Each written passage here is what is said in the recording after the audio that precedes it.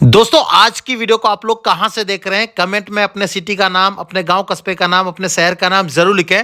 दोस्तों अगर आप एक नया काम शुरू करना चाहते हैं, कपड़ों का व्यापार शुरू करना चाहते हैं, अपनी दुकान खोलना चाहते हैं, आप लोगों के मन में एक ख्याल जरूर आता होगा कि हमें माल कहां से परचेज करना है और हमें कैसे पता चलेगा जिनसे हम माल परचेज कर रहे हैं क्या वो सही में मैन्युफैक्चरर है, क्या उनकी रियल में मैन्युफैक्चरिंग होती है, क्या उनके पास जो हम रेट ले रहे हैं वो रेट सही हम ले रहे हैं, क्या उनका माल सही में अच्छे ढंग से सेल हो जाएगा। ये चीज आपके मन में बहुत ज्यादा क्वेश्चन करता होगा और ये क्वेश्चन जो है ना आज मैं उठाऊंगा। एक ऐसे कंपनी में लेके आया हूं, सूरत की टॉप 10 मार्केट है मिलेनियम टेक्सटाइल मार्केट, और मिलेनियम टेक्सटाइल मार्केट में आज आया हूं दोस्तों केसरिया टेक्सटाइल कंपनी में। यहां के ऑनर से मिलूंगा, ऑनर से आपको मिलाऊंगा और सारे क्वेश्चन भी उठाऊंगा कि आप एक नया काम शुरू करते हो ना, किन बातों का ख्याल रखना है, कहां से माल खरीदना है, कैसा माल अपनी दुकान पे रखना है, अगर माल नहीं बिक रहा है तो उसको कैसे करना है, ठीक है, आपका सेल कैसे बढ़ेगा, आपको क्या मार्जिन सेट करना है, वो सब कुछ आज के वीडियो में मैंने बता रखा है। तो वीडियो को लास्ट तक देखना। और आज की वीडियो में मैंने आपको साड़ी, सूट, लहंगा, कुर्ती सभी के बारे में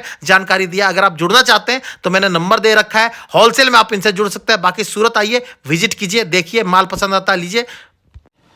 दोस्तों ज्यादा जानकारी के लिए आज की वीडियो में यहां से हमारे साथ जुड़ गए सर। नमस्कार सर, कैसे हैं आप? नमस्कार सर, कैसे हैं संदीप भाई आप? मैं बढ़िया हूं सर। फर्स्ट टाइम सर आपसे मुलाकात हो रही है वीडियो के माध्यम से, ठीक है, और हमारे व्यूअर्स भी हमारे चैनल पे फर्स्ट टाइम आपको देख रहे होंगे सर जी। तो सर आज की वीडियो का मतलब विषय ये होगा कि जो नए व्यापारी नया काम शुरू करना चाहते हैं, कपड़ों की दुकान खोलना चाहते हैं सर, और कपड़ों का दुकान खोलने में मतलब उनको देखिए जीरो अनुभव तो मतलब कई ऐसे लोग हैं जो नए व्यापारी होते हैं, उनको कोई नॉलेज नहीं होता, उनको खरीदी का भी नॉलेज नहीं है, बेचना क्या है, कैसे करना है।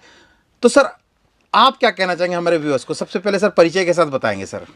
दोस्तों मैं आज संदीप भाई के चैनल पे सबसे प्रथम बार आपके पास में मिल रहा हूँ, फर्स्ट टाइम मैं आपके साथ मिल रहा हूँ।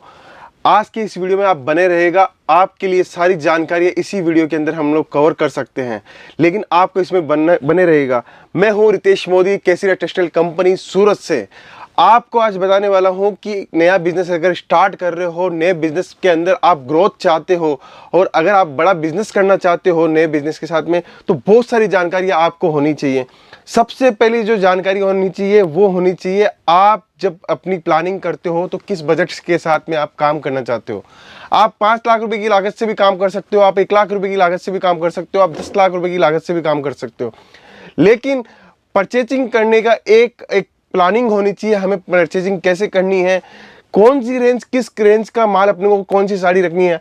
मानता हूं, मैं ये मान के चलता हूं आप साड़ी की दुकान कर रहे हो, एग्जाम्पल के तौर पे बता रहा हूँ, तो साड़ी की दुकान के अंदर 200 रुपये वाली साड़ी कितनी होनी चाहिए, 1000 रुपये वाली साड़ी कितनी होनी चाहिए, 1500 रुपये वाली साड़ी कितनी होनी चाहिए। अब उसके बाद में नई प्लानिंग क्या करनी चाहिए, अगर मैं 500 वाली साड़ी परचेजिंग कर रहा हूं तो प्रिंटेड साड़ी कितनी होनी चाहिए, बनारस की साड़ी कितनी होनी चाहिए, सिल्क साड़ी कितनी होनी चाहिए, वर्क की साड़ी कितनी होनी चाहिए, कॉटन की साड़ी कितनी होनी चाहिए, ये प्लानिंग कीजिए। उसके बाद में आप अपने बजट को निर्धारित कीजिए। मैंने टोटल मारा 10 लाख का मेरे को शॉप ओपन करना था, उसके अंदर 8 लाख रुपए यहाँ खर्चा हो गया, तो 2 लाख रुपए की आपको परचेजिंग नहीं करनी है।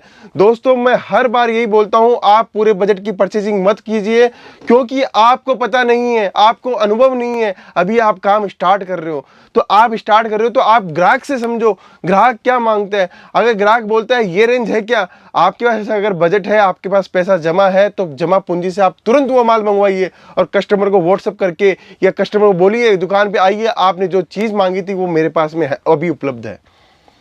तो मतलब इन सब चीजों का ध्यान रखना चाहिए। पहला तो ये पॉइंट है। अभी क्या है, व्यूअर्स सर फर्स्ट टाइम सूरत आते हैं माल खरीदने के लिए।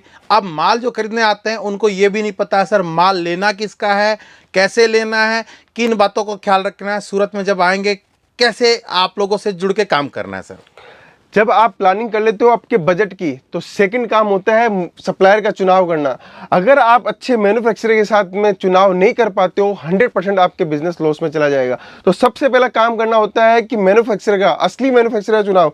आप सूरत आते हो, आप हजारों वीडियो देख के आते हो, हजारों लोगों की चीजें देख के आते हो, कोई लुभावनी बातें करता है, कोई माल दिखा के बातें करता है, कोई फैक्ट्री दिखा के बातें करता है, आपको कैसे विश्वास में आएगा कि वो सही मैन्युफैक्चरर है। मैं एक एग्जाम्पल के तौर पे ये साड़ी उठा के बता रहा हूँ।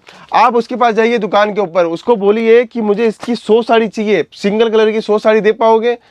ये चीज का एक सेट है, ये सेट में 8 पीस है, इसके मेरे को 50 सेट दे पाओगे? अगर वो हाँ करता है और वो आपको निकाल के दिखा देता है तो ये मान के चलना वो मैन्युफैक्चर है।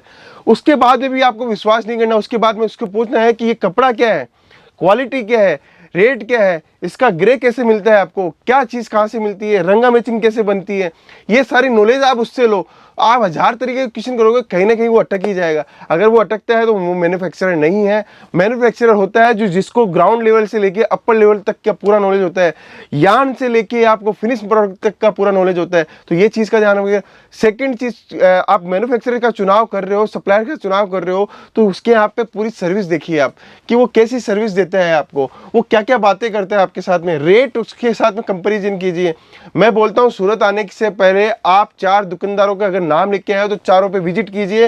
रात को अपनी होटल में तय कीजिए, अपने रूम में तय कीजिए कि कौन मैन्युफैक्चरर ने सही रेट दी। उसके बाद में आप अगले दिन परचेजिंग कीजिए, सेम डे आके परचेजिंग नहीं कीजिए। आप अगर पहली बार शॉपिंग कर रहे हो, पहली बार सूरत आ रहे हो तो। बिल्कुल।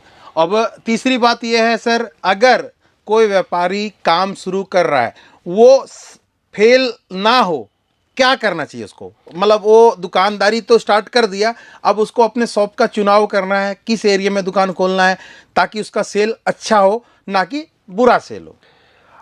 आप अपनी मर्जी से ये चीज़ मत चुनिए कि मुझे साड़ी का व्यापार करना है। आप अपनी मर्जी से नहीं चुनिए कि मुझे कुर्ती का व्यापार करना है। आप एरिया जब चुनते हो तो आपके एरिया के अंदर साड़ी का काम ज़्यादा है, महिलाएं ज़्यादा साड़ी पहनती है या कुर्तियाँ पहनती है। देखिए आजकल हर 200 किलोमीटर के बाद में एक ट्रेंड चेंज हो जाता है। 200 किलोमीटर के बाद में आप देखोगे कि लेडीजें साड़ी पहन रही हैं, फिर 200 किलोमीटर के बाद में देखोगे तो कुर्तियां पहनती हुई नजर आएगी, फिर 50 किलोमीटर आगे जाओगे तो पता चलेगा कि सूट पहन रहे हैं। तो चुनाव वो कीजिए कि आपके एरिया में लेडीज कितनी ज़्यादा किस चीज़ की है। अगर साड़ी की ज़्यादा है तो साड़ी के मार्केट में आप जाइए, वहाँ देखिए कि साड़ी की कितनी दुकानें हैं। अगर मैं यहाँ कुर्ती की दुकान करता हूँ तो चलेगी कि नहीं चलेगी, और साड़ी की दुकान करता हूँ तो कितनी चलेगी, ये सारा एनालिसिस कीजिए। उसके बाद में चुनाव कीजिए मुझे बिजनेस साड़ी का करना है कि कुर्ती का करना है। आप सूरत में जो वीडियो देखते हैं उससे चुनाव मत कीजिए कि साड़ियाँ ज़्यादा दिखा रहे हैं तो साड़ी का बिजनेस करूँ, कुर्तियाँ ज़्यादा दिखा रहे हैं तो कुर्तियाँ का ज़्यादा बिजनेस करूँ। आपके एरिया में जो लोग हैं, जो लोग रहते हैं इर्द गिर्द, उन लोगों को देख के आप व्यापार कीजिए। बिल्कुल। अभी एक और पॉइंट खड़ा होता है कि हमें जो खरीदी करना है वो खरीदी करके अपने मार्केट में शोरूम के बगल में दुकान खोलना चाहिए या कैसे करना चाहिए, या कोई मॉल के बाहर में दुकान खोलना चाहिए, मॉल के कस्टमर वहाँ से वापस आएंगे हमारी दुकान में घुस जाएंगे, ऐसा करना चाहिए क्या? जी सर, इसके अंदर 2 चीज़ें आपको ध्यान में रखनी चाहिए। सबसे पहले आप रेंज क्या रखते हो। अगर आप मीडियम सेगमेंट की रेंज रखते हो तो, और गली गांव का है, कस्बा इलाका है, तो आपको कभी भी मॉल के पास में नहीं खोलनी चाहिए। अगर आप सिटी में रहते हो और प्रीमियम क्लाइंटेज है, अच्छे लोग आपके साथ में, जैसे आप अच्छे की परिभाषा में मतलब प्रीमियम पहनने वाले, फैंसी पहनने वाले लोग हैं, तो मॉल के पास में खोलिए। दोनों चीज़ों को ध्यान में रखिए। आपको दुकान वहाँ खोलनी है जहाँ आपका प्रोडक्ट बिक सकता है, ना कि वहाँ जहाँ पे बड़े बड़े मॉल है, बड़ी बड़ी जगह है। आप हर चीज़ का ध्यान में रखिए, हर चीज़ को संतुलित बनाए रखेंगे तो आपको आइडिया रहेगा उसका। बिल्कुल। अब सर बात आता है, क्या मैं साड़ियों की दुकान में बच्चों के कपड़े रख सकता हूँ? क्या मैं साड़ियों की दुकान में लेगिंग्स जेगिंग्स रख सकता हूँ? क्यों मैं साड़ियों की दुकान में कुर्ती रख सकता हूँ? क्यों मैं साड़ियों की दुकान में और वैरायटी रख सकता हूँ? संदीप भाई, ये बहुत अच्छा क्वेश्चन आपने हमसे पूछा। ये क्वेश्चन ऐसा क्वेश्चन है, इसके अंदर हर ग्राहक, हर कस्टमर, हर व्यापारी भटक जाता है। मैं हमेशा यही गाइड करता हूं, अगर आप साड़ी की दुकान कर रहे हो तो कतई कुर्ती नहीं रखिए। अगर आप शोरूम बनाने की कोशिश कर रहे हो तो सब कुछ रखो, सब कुछ चलेगा। लेकिन आपकी दुकान है, चाहे वो छोटी दुकान है या बड़ी दुकान है, तो मिलती जुलती आइटम रखिए। अब जैसे साड़ी की दुकान कर रखी है तो आप उसके अंदर ब्लाउज रखिए, आप उसके अंदर पेटीकोट रखिए, आप उसके अंदर अस्तर रखिए। आप कुर्ती की दुकान कर रहे हो तो कुर्ती के साथ में बॉटम वियर रखिए, दुपट्टा आप रख सकते हो। तो उसके जो सिमिलर आइटम होती है उससे आप दुकान को अपने एक्सपांशन कीजिए। आप क्या करते हो, जनरली देखता हूं कि वो देखता है कि कुर्ती वाले कस्टमर भी आ रहे हैं तो कुर्ती भी रख लेता है, साड़ी वाले आ रहे हैं तो साड़ी भी रख लेता है। डेड स्टॉक सबसे ज्यादा होगा उसके अंदर। अगर आपको आपका माल डेड स्टॉक नहीं करना है तो साड़ी से रिलेटेड आइटम को रखिए, कुर्ती से रिलेटेड आइटम को रखिए, सूट से रिलेटेड आइटम को रखिए। ना कि ऐसे कि साड़ी भी रख ली, कुर्ती भी रख ली, बच्चों का भी रख लिया, एक छोटी सी दुकान के अंदर सब कुछ भर लिया, कुछ भी नहीं बिकेगा आपका। अब बात आता है सर, आपके पास कस्टमर साड़ी खरीदने क्यों आए? आपके पास माल लेने क्यों आए, कोई कारण होगा, हमारे कस्टमर को बताएं सर। केसरिया टेक्सटाइल कंपनी से ही क्यों जुड़े? देखिए, केसरिया टेक्सटाइल कंपनी की क्या विशेषता है मैं आपको बताता हूँ। केसरिया टेक्सटाइल कंपनी जब हम लोगों ने शुरुआत की तो हम लोगों ने ये जाना कि कस्टमरों को क्या क्या चीज़ों की दुविधाएं होती हैं। सबसे पहली दुविधा तो क्या हो रही थी, जब हम लोग इस प्लेटफॉर्म पे नहीं थे, हम लोग भी एक अच्छे मैन्युफैक्चरर थे, एक ही आइटम रखते थे, एक ही वैरायटी रखते थे, सारी की सारी दुकानें अलग अलग लगती है। हमारी कुछ दुकान थी जो हम लोग प्रिंटेड कुर्ती रखते थे, किसी के अंदर साड़ी प्रिंटेड साड़ियाँ रखते थे। तो हम लोगों को क्या होता था, जब कस्टमर मांगता था तो हम लोग बोलते थे कि भैया इसका एक पार्सल पूरा लेना पड़ेगा, जब हम लोग माल देंगे। तो वो कस्टमर खाली होता था। हमें लगा कि ऐसे तो हज़ारों कस्टमर होंगे जिनको ये लगता होगा कि सूरत में आते हैं लेकिन माल नहीं मिलता है, तो वो महंगा माल खरीदने जाते थे, वो एक होलसेलर से माल खरीदते थे। हम थे मैन्युफैक्चरर, तो हमें लगा कि ये रेटों के अंदर अगर हम लोग एक छत के नीचे सारी चीज़ें दे देंगे तो कस्टमर को मैन्युफैक्चरिंग रेट के ऊपर कपड़ा मिलेगा। तो इसी का परिणाम है आज मैन्युफैक्चरिंग रेट के अंदर हम लोग कपड़ा देते हैं। तो 40,000 से ज़्यादा व्यापारी इस साल हम अब लोगों ने आपने काम किया है। अपने आप को मैन्युफैक्चरर घोषित तो कर दिया, तो मैन्युफैक्चरर आप जैसे हैं तो आपके प्राइस में क्या है, मतलब मार्केट के रेट में और आपके रेट में कितना अंतर होगा, और आप क्या प्राइस रेंज से साड़ी बनाते हैं? देखिए, हम लोग साड़ी जो बनाते हैं वो 60 रुपए से लेके 6,000 रुपए तक की साड़ी बनाते हैं। अब आपने बात की कि मार्केट की रेट, सूरत के अंदर की बात कर रहा हूँ मैं, ये पर्टिकुलर एक साड़ी की बात करूँ, जैसे ये भी साड़ी उठा लो, कोई भी साड़ी उठा लो, जी। ये साड़ी उठाई मैंने, तो इसके अंदर और सूरत में आते हो तो उसके अंदर उस व्यापारी के अंदर में कितना डिफरेंस है, आपको 40 से 60% का डिफरेंस आपको नजर आएगा दोस्तों। क्योंकि जो साड़ी हम लोग 200 रुपए में बेचते हैं वो साड़ी आपको बाजार में 240, 260, 280 कोई भी रेट में मिल सकती है। हम लोग हर चीज़ की क्वांटिटी बनाते हैं। अब ये जो साड़ी हम लोग बनाएंगे तो उसकी क्वांटिटी बनाएंगे 2400 मीटर में, 4800 मीटर में मील में प्रोग्राम देते हैं। तो जितनी ज़्यादा क्वांटिटी बनाएंगे उतनी ज़्यादा रेट सस्ती आएगी, और उतनी ज़्यादा रेट सस्ती आएगी उतना ज़्यादा आप लोगों को सस्ता दे पाते हैं।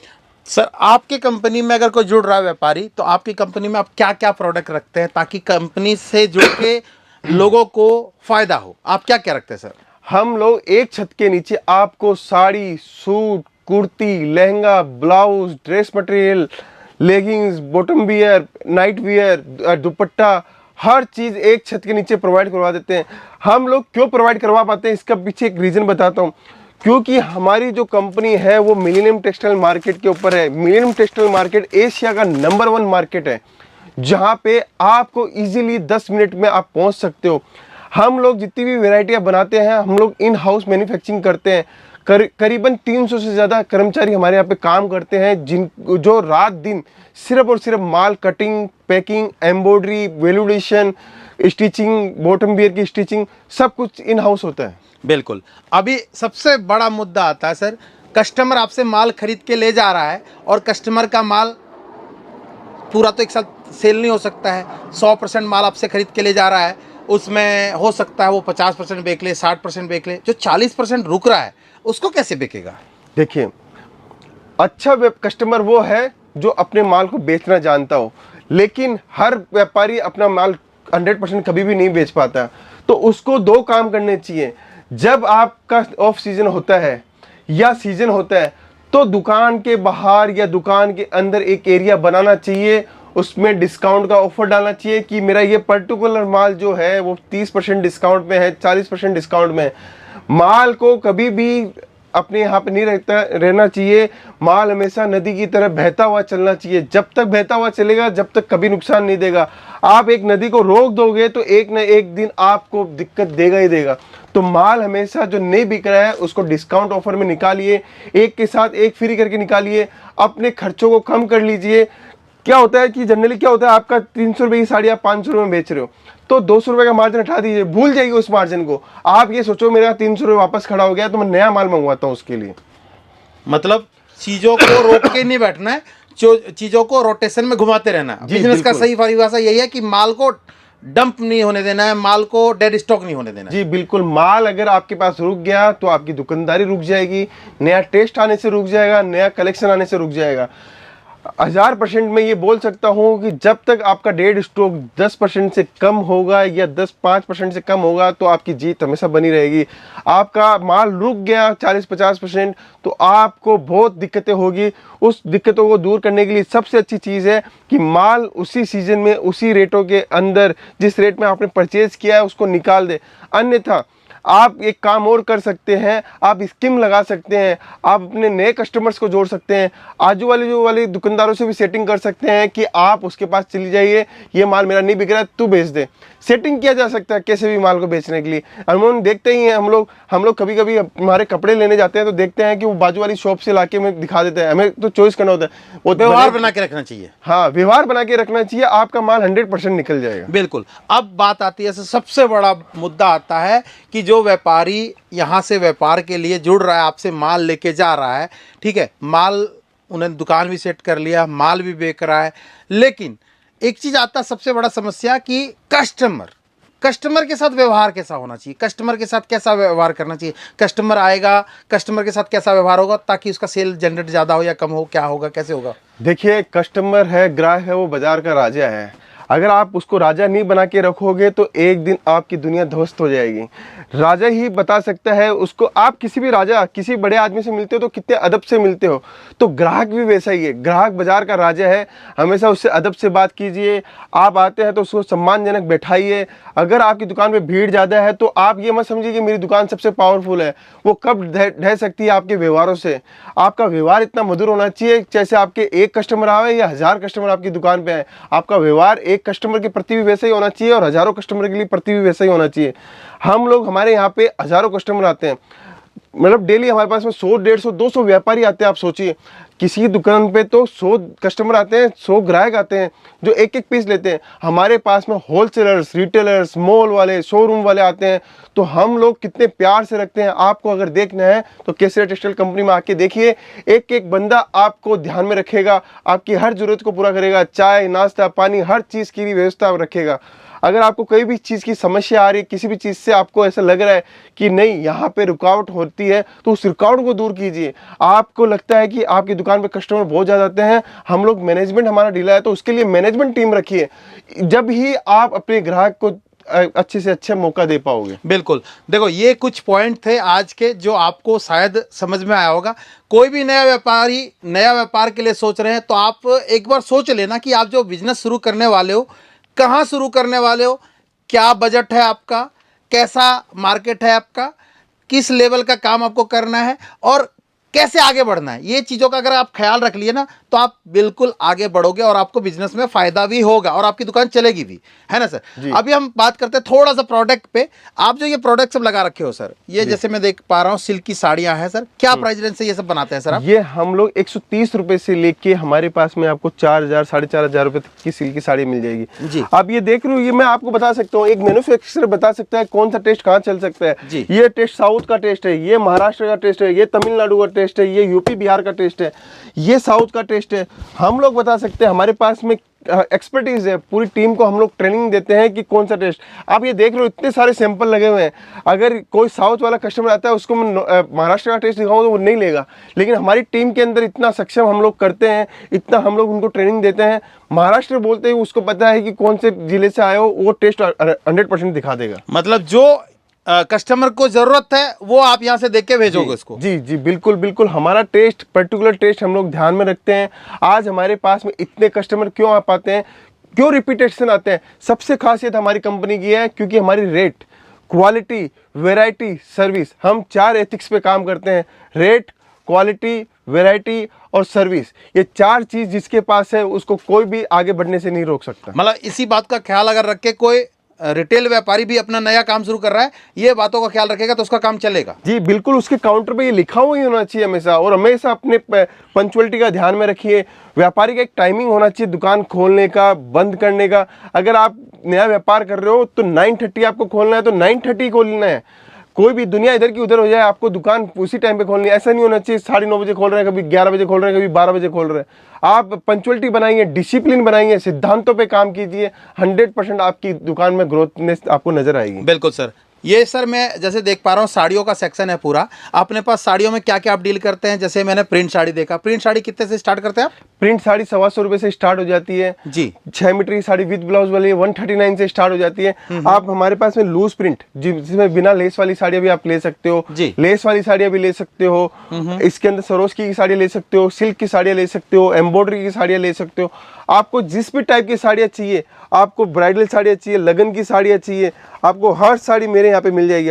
आप कलेक्शन की बात करोगे तो हर सेक्शन के अंदर 300 सर आपकी कंपनी में अगर कोई आना चाहता है तो कस्टमर को कई बार आने नहीं दिया जाता ना, रिक्शा वाले, ऑटो वाले या होटल वाले या रोड में चलते हुए दलाल, इन लोगों से कैसे बचे सर? देखिए कई बार तो मैंने यहाँ तक सुना है कि कई बार रोड पे चलते हुए दलाल कहते हैं कि असली केसरिया ये तो है ही नहीं, यहाँ क्यों जा रहे हो? ये अभी हमारे साथ में बहुत रिसेंटली ये चीज हो रही है। मुझे समझ में नहीं आता है कि व्यापार करने का एक तरीका क्या होना चाहिए। मैं मेरे कस्टमर जो व्यूअर्स है मैं उनको बोलना चाहता हूँ कि केसरिया टेक्सटाइल कंपनी एक ही है सूरत के अंदर, वो भी मिलेनियम टेक्सटाइल मार्केट के अंदर है। आप मिलेनियम टेक्सटाइल मार्केट एक वन में जो सबसे पुराना मार्केट है मिलेनियम टेक्सटाइल मार्केट, वहां पे साड़ियों का मार्केट, साड़ियों का मार्केट आप बोल सकते हो। यहाँ पे हमारे पास तो सब कुछ मिल जाएगा, लेकिन मिलेनियम टेक्सटाइल मार्केट आप आओगे रेलवे स्टेशन से 10 मिनट की दूरी पे पूरा बोर्ड नजर आएगा आपको एक पूरे मिलेनियम मार्केट के अंदर। आप ये चीज मान के चलना, आपको लोग गुमराह करते हैं तो उस गुमराह में नहीं आना है। मैं आपको बता देता हूँ, आप जब मिलते हो एजेंट लोग से, वो आपका कोई रिश्तेदार नहीं है, वो ना आपका वो भाई है ना आपका वो कोई दोस्त है। वो आपको जो जानकारी देता है ये मान के चलना उसका कहीं ना कहीं कमीशन सेट है। उस कमीशन सेट के चक्कर में आप माल महंगा ले लेते हो। 2000 रुपए की चीज जब 3000 रुपए में ले हुए तो आप बेचोगे किस रेट में? तो इन सब चीजों का ध्यान में रखिए दोस्तों। बिल्कुल। अब सर बात कर लेते हैं थोड़ा सा प्रोडक्ट पे, 2-4 प्रोडक्ट देखते हैं। साड़ियों का सेक्शन तो हमने पूरा दिखाया और मतलब पीछे से हम चलते ही आ रहे हैं और साड़ियों का पूरा ही सेक्शन ये साड़ियों का ही चल रहा है। ये अभी तक साड़ियों का चल रहा है। इसके बाद में 20 सेक्शन और हमारे ऐसे हैं जिसके अंदर कुर्ती, सूट, लहंगा, ब्लाउज, अस्तर, petticoat, night wear, bedsheet, men's wear, track pant, सब कुछ आपको एक छत के नीचे मिल जाएगा। इतनी बड़ी रेंज आपको सूरत में कोई नहीं देने वाला, वो भी मैन्युफैक्चरिंग रेट के ऊपर। बिल्कुल। कोई अगर जुड़ना चाहता है सर कैसे जुड़ सकता है आपसे? फोन के माध्यम से? आप हमारे 3 माध्यम है, तीनों माध्यम से आप जुड़ सकते हो। सबसे पहले अगर आप सूरत आ रहे हो तो सूरत में आके आप मिलेनियम टेक्सटाइल मार्केट में केसरिया में आ सकते हो। सेकंड, अगर आने में असुविधाएं हो रही है, आप फोन बैठे भी मंगा सकते हो, जो आपको स्क्रीन पर नंबर दिया गया है उस पर भी आप संपर्क कर सकते हो। थर्ड माध्यम मैं आपको बता देना चाहता हूँ, अभी हम लोगों ने एक एप्लीकेशन लॉन्च की है, उस एप्लीकेशन के माध्यम से भी आप परचेजिंग कर सकते हो। तो तीनों माध्यम आपके लिए खुले हैं। आप सोचिए हम लोग कितने कॉन्फिडेंस के अंदर है, क्योंकि हमारी रेट ओपन करते हैं, क्योंकि हमें विश्वास है हमारे प्रोडक्ट पे, इससे सस्ता कोई भी नहीं दे सकता। बिल्कुल। सस्ता मायने नहीं रखता सर, सस्ता हर वक्त सस्ता मायने नहीं रखता, मायने ये रखता कि प्रोडक्ट में दम है या नहीं है। कई बार क्या सर, लोग सस्ता के चक्कर में पड़ तो जाते हैं लेकिन सस्ते के चक्कर में गलत माल लेके चले जाते हैं। जी, ये भी चीज है। बिल्कुल बिल्कुल। सस्ता क्या चीज होती है? सस्ते का मतलब सस्ते की परिभाषा क्या, यही बता दीजिए। देखिए, आप सस्ते की परिभाषा है कि ये जो प्रोडक्ट आप देख रहे हो, मैं आपको दिखा रहा हूँ, ये 4-5 प्रोडक्ट दिखाता हूँ, ये कुर्ती के सेक्शन के प्रोडक्ट दिखाता हूँ। ये चीज मैं जब बनाने जाता हूँ तो मुझे पता है कि मुझे कपड़ा क्या रेट में खरीदना है जी, एम्ब्रॉयडरी कितने रुपए में करवानी है, स्टिचिंग का चार्ज कितना रुपया मेरा कॉस्टिंग आया, उसको कितने से कितना कम मैं कर सकता हूँ, वो सस्ते की परिभाषा है। सस्ते की परिभाषा वो नहीं है जो आपको लुभावने प्रोडक्ट दिखाते हैं, 25 रुपए, 30 रुपए, 50 रुपए ऐसे दिखा के कुछ नहीं आता है सर, इसके अंदर कुछ नहीं आता। 25 रुपए में रुमाल भी नहीं आती है, तो आप उन सब चक्करों में नहीं पड़े। सस्ते की परिभाषा यही है कि आप जब मैन्युफैक्चरिंग करते हो, एक मैन्युफैक्चरर अपना रेट कैसे सस्ता ले आता है और कैसे किस टाइम पे वो माल ग्रे खरीदता है, किस टाइम पे उसको फिनिश करवाता है, वर्क करवा रहा है तो वर्क वाले को कितना रुपए में कॉस्टिंग दे रहा है, माल मटेरियल कितने रुपए में खरीद रहा है, उससे वो प्रोडक्ट कितना सस्ता हो सकता है। सस्ते की परिभाषा यही है। ये परिभाषा नहीं है जो 25 रुपए में साड़ी, 30 रुपए में साड़ी, आप उसके पास जाओ, उसको बोलो मेरे को 5 लाख साड़ी चाहिए, मेरे को लाके दे देना वो 5 लाख साड़ी। 1 लाख साड़ी मिलती है तो 1 लाख ले लो, 10,000 साड़ी मिलती है तो 10,000 केसरिया टेक्सटाइल कंपनी के नाम से बिल बना देना 25 रुपए में अगर साड़ी मिलती है तो। मतलब आज दूध का दूध और पानी का पानी हुआ। मतलब आप लोगों ने एक डिमांड किया था कि नया बिजनेस करना है, नया दुकान करना है, किन बातों का ख्याल रखना है, तो आप इन बातों का ख्याल रख के नई दुकान खोल सकते हैं। आशा करता हूं आपको ये वीडियो अच्छा लगा होगा, क्योंकि मैंने चेष्टा किया एक अच्छे जगह से अच्छी जानकारी लाने की चेष्टा की और आपको आई थिंक अच्छा लगा होगा। अगर अच्छा लगा होगा तो दोस्तों अपने साथ, अपने दोस्तों के साथ, अपने भाइयों के साथ, अपनी बहनों के साथ, जो भी बिजनेस के इच्छुक है उनके साथ जरूर शेयर करें। और एक छोटा सा आग्रह करूंगा, एक कमेंट भी जरूर करें कि आप लोग कहाँ से ये वीडियो को देख रहे थे। कमेंट में अपने सिटी का नाम जरूर लिखें। और सबसे बड़ी बात है, सर के कंपनी के अंदर में आपको सर प्रॉपर गाइड करते हैं। कोई मैंने सुना सर, आप जब किसी को नया काम स्टार्ट करवाते हो तो आप फीडबैक भी लेते रहते हो, कैसा काम चल रहा है, कैसा कुछ जरूरत है क्या? नए व्यापारी जो अभी भी जुड़े हैं, जैसे 6 महीने हुआ है, 12 महीने हुआ, मैं उन सभी व्यापारी को बोलना चाहता हूँ, अगर आप हमसे माल नहीं भी लिए हो तो हमें कॉल कीजिए।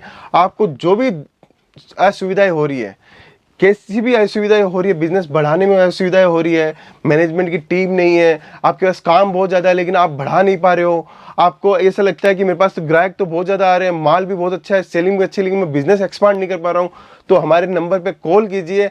हम आपको हर तरीके से, हर संभव प्रयास से आपको सर्विस देते हैं, आपके बिजनेस को कैसे बढ़ाएं। देखिए दोस्तों, हमारे पास जो कस्टमर आते हैं, हम लोग उनके साथ में बैठते हैं, हम लोग उस पर वॉचिंग रखते हैं। ऐसा नहीं है कि वो एक बार माल ले गया तो हम लोग भूल जाते हैं। हम रूटीनली उसको हर वीकली हम लोग कॉल करते हैं कि आपका अभी क्या पोजीशन है, आज कितने ग्राहक आए। दो आपके ग्राहक आपके हैं, आप हमारे ग्राहक हो, आपके ग्राहक आपके हैं, तो हम लोग फिर भी ध्यान में रखते हैं कि कितना माल आपका बिका, कैसे बिक रहा है, क्या टेस्ट की कमी है, आपको क्या सुधार करना चाहिए। आप एक बार कॉल करके देखिए, फिर आप हमसे जुड़ के देखिए हम लोग कितना व्यवहार आपके साथ निभाते हैं। बिल्कुल, धन्यवाद सर, आपने अपना कीमती टाइम दिया। मैंने इसमें प्रोडक्ट नहीं दिखाया, लेकिन लोगों के कमेंट को जरूर देखा और कमेंट के हिसाब से मैंने जानकारी दी इस वीडियो में। जी जी बिल्कुल सर, आप कमेंट कीजिए, आपकी सिटी का नाम आप लिखिए। देखिए दोस्तों, आप जितना ज़्यादा कमेंट करोगे उतना ज़्यादा आपकी जो असुविधा है वो दूर होती चली जाएगी। किसी दोस्त के पास जब बैठते हैं, उसको दुख बताते हैं तो दुख भी हल्का होता है और सुझाव भी अच्छे मिलते हैं। तो ये वीडियो में यही चीज़ है, आप कमेंट करोगे तो संदीप भाई आपके हर असुविधाओं को भी दूर करते जाएंगे। बिल्कुल, धन्यवाद सर। बहुत बहुत धन्यवाद।